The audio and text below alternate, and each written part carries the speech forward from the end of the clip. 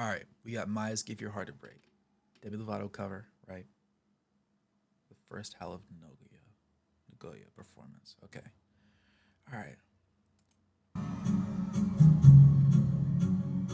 that's fair.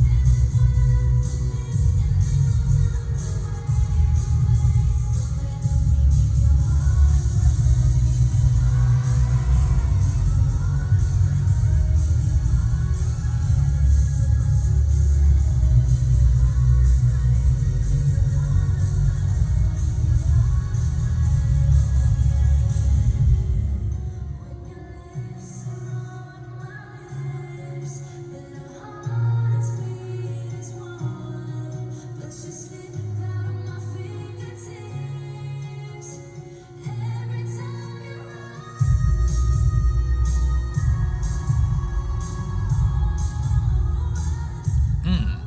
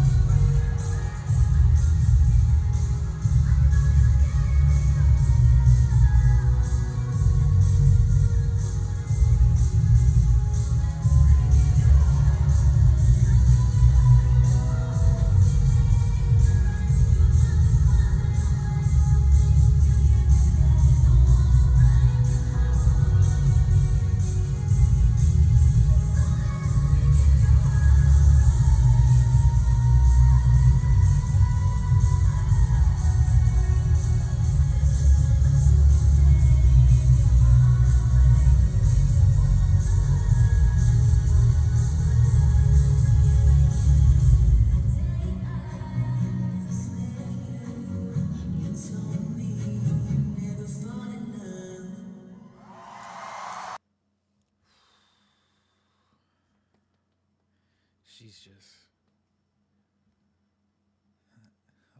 what did I say last time? In her bag, like the fries at the bottom. Yeah, this is one of those. This is one of those. He said, one criticism I have of XG songs, they sometimes don't highlight just how good and powerful the vocals can be, but that's what makes the live shows. That's what makes the live shows and deep diving special. Exactly. Yeah. And I would make the argument, right? If you're a singer and you always sound better with a live band or in live performance compared to on tape or like pre-recorded, I think that might be one of the greatest compliments that could ever be given. Because if you always sound better, like when I boot up Spotify, when I boot up Apple Music, it's cool, right? And I know you're skilled, right? Regardless, but it just doesn't hit the same when you go live. That's one thing that I feel like when I listen to some when I why I'm not really in tune to go like to most rappers concerts. There's a couple that I would go to, but for the most part, when I see them in person, I don't get the same energy I get when I listen to them in my headphones or in my car. You know what I'm saying? But when you sit there and you listen to Chisa, you listen to Maya, you listen to the Souls, you listen to Fozia, you live, dare I say, watching a video of them live feels like you're in the crowd with everybody else at the show. When somebody has the power in their voice to give you that experience, the pre-recorded, the going on iTunes, the going on Apple Music, like that's a bonus. That's like a cool. I would rather hear it raw. I'd rather hear complete honesty, and that's crazy. That's crazy, and it's beautiful at the same time because that just goes to show how skilled and how talented they are, and how hard they work to get that far, right? I think it's really really great, and it's like it's not even necessarily that the pre-recorded is bad. It's not bad at all. It's phenomenal. It's amazing. But when you get to hear them, like up close and personal, it's different. There's levels to it. It's just different. You know what I'm saying? It just feels so crazy. You said the background track was her own ad libs, dude. Nah, that's okay. Yeah, yeah. She's just too tough. She's too tough. Saw them in Seattle, and it was the most crisp, clear live singing I've ever heard, bro. Honestly, this might be a. I don't know if this is a hot take or what, but to me, when I hear somebody singing and I can hear them taking their breath, when I can hear your breathing in between them, it feels not just more honest, but like I just like that performance a little bit better because I know that's you. Like that's entirely, wholeheartedly you. There's nothing else. Bare bones. This is what you are, and it just feels like more powerful. I don't know. It's I don't think that's a hot take, but it might be for some people. I guess I don't know. I judge performance if you don't do it live. If you can't do it live, I'm not impressed. Exactly. I can't speak for live though. Never been. I do great covering that one Rihanna song from the movie. Ooh, that's a good pull. That's a good pull.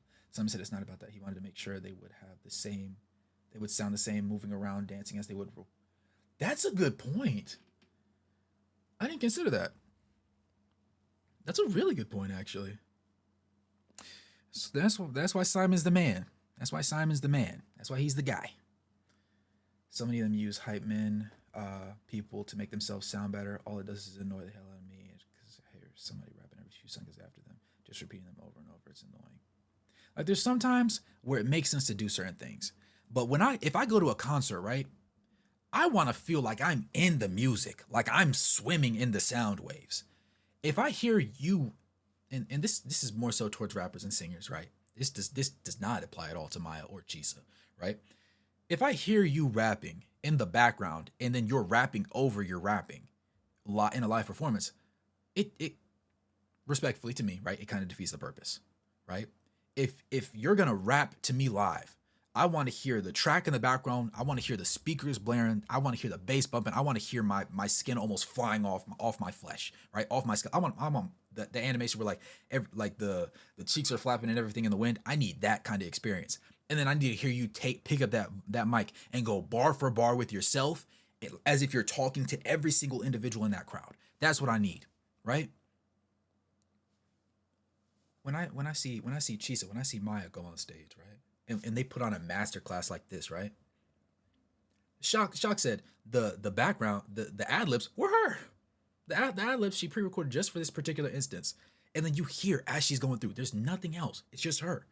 If she gets performative, if she gets really inventive, every time she takes a deeper breath to catch that next line, you hear it, you feel it. That's what I mean when I say swimming in the sound waves. I need to.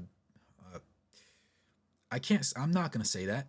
I'm gonna say I need to be in your vocal cords. There we go. That's the type of vibe I need to. I need that.